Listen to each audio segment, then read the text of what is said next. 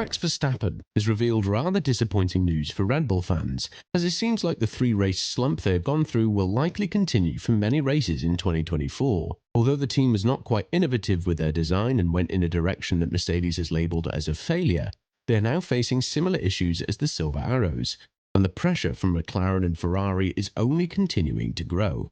After Verstappen and Red Bull's latest statements, is the Austrian squad really in danger, and do we have a championship fight in both categories on our hands? It's safe to assume that few anticipated that Red Bull would struggle as they did in the last 3 races, especially after dominating in such a manner in the past couple of years. However, the team was forced to chase a direction that was not convenient for them due to the supremacy they've reached with the RB19. This direction was kind of inspired by the zero-pod design of Mercedes, but with a few modifications and tweaks in order to avoid the instability of the car when it runs over the curbs and bumps. But it seems like this issue, which was also present on the previous 2 versions of Red Bull's car, has not been eradicated at all. Quite the contrary, Verstappen feels like the fundamental issue the RB20 has will now even be more present due to the fact that the rest of the Challenger does not have the competitive dominance over the rest of the grid. This was not the case with the RB19, where the only track in which the car showed its vulnerability was Singapore. On the rest of the weekends, the car still struggled with this phenomenon, but the strengths in the high-speed corners and the downforce generation was just plain uncatchable for the rest of the grid. So now that McLaren and Ferrari are closer than ever, it prevents a real opportunity for Red Bull to prove that they can be competitive when a realistic challenge arises in front of them. When talking about this to a greater extent, Max Verstappen went on to say, "What we have with the RB20 is a fundamental problem, so it's not something that will be fixed within weeks. We need to understand what it is, because we clearly don't right now, but we will work hard to find the problem and then try to get rid of it. I don't know if we can do it this year, but hopefully next year." Paradoxically enough, Red Bull have found themselves in a situation that Mercedes have failed to get out of, locking in on a car's design and having to wait a full year before they fix the fundamental issue. Again, this is not something that shows Red Bull will suddenly fall off in the midfield and be non-competitive like Mercedes, but the flaw that they have with a low ride height and the lack of confidence to attack curbs is something that will definitely prove to be a massive challenge to tackle down despite the dominance in the other areas with the car. When Verstappen is talking about the issue, you know it's something serious, and something that will be present on the upcoming race in Canada as well. The layout of the Montreal Grand Prix is not something that suits Red Bull due to the bumpiness of the track, and the primary advantage that their car has is manifested through the ability of the RB20 to run as close to the ground as possible without triggering the porpoising phenomenon. On paper, this works wonders when the track is smooth and doesn't have so many curbs to attack. But what would the Formula One world be like if all the circuits were of this nature? This is why Verstappen feels like the issues that Red Bull have experienced in the past 3 races will be prolonged to the remainder of the calendar, or at least a huge portion of the races. As he said, "There definitely are a few tracks on the calendar that are not ideal for us. Any track that is bumpy or you have to ride a lot of curbs, which are the street circuits, will probably be a little bit tricky, but hopefully by then we will have a little bit of an understanding as to what is going on. But there's also some races that will suit our car again, but we know where we have to work. There is one clear direction where I think we're still lacking quite a bit of performance, so if we can fix that, our car will be better in general on every single track." The step that's been made by McLaren and Ferrari is definitely massive, and what this goes to show is that these 2 teams are now catching up with a much greater pace than originally anticipated. Obviously, even McLaren was surprised by the amount of performance that has been gained with just 1 upgrade from Miami, and the team is now confident that more race wins will come throughout the 2024 season as long as they continue with this development path. The first challenge will come in Montreal, where Red Bull expects the struggles to be present, even though they won't be as big as they were in Monaco. When talking about this to a greater extent, Helmut Marko went on to say, "In Monaco, Ferrari was flying all over the curbs and was out of reach. Our car had more trouble going over these curbs, and our drivers often found themselves jumping like kangaroos.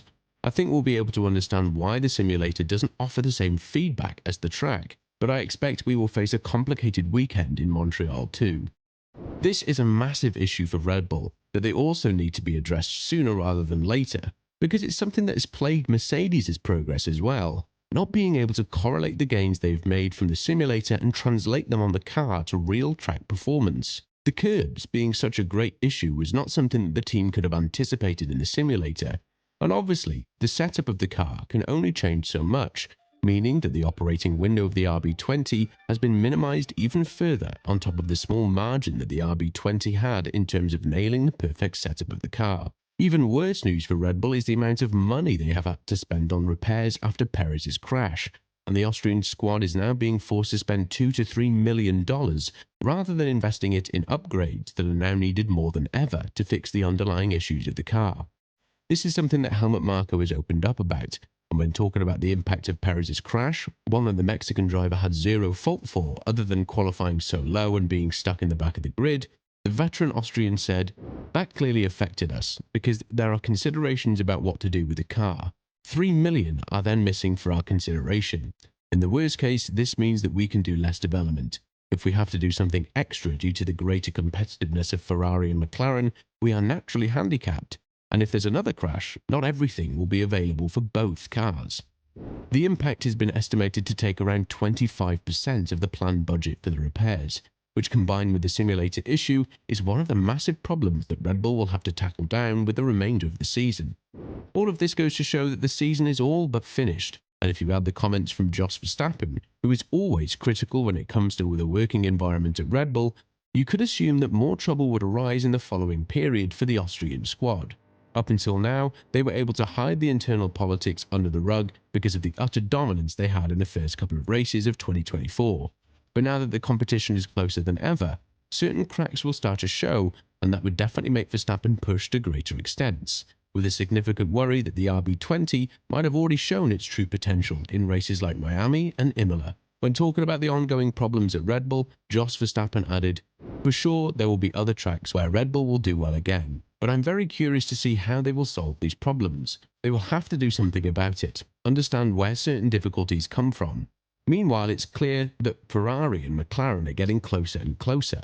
Max has been good at hiding some of the problems, but you can see how big the difference is between him and his teammate.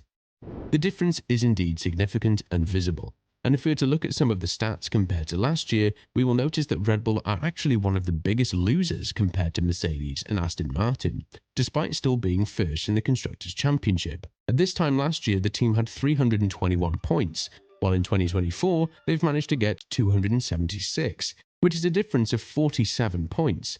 For comparison, Mercedes has 71 points less, whereas Aston Martin are the leaders in this category with 110 points less compared to last year. But if you look at the picture for Ferrari and McLaren, you'll notice that the Maranello team has gained 130 points more compared to last year, whereas the Woking-based squad are the absolute winners, having 184 points now compared to the 17 points they had after the first 8 races in 2023. There is one feature the Ferrari managed to complete that has not been done since 2014, when it was the first time that it actually happened: finish all the races with both of its cars.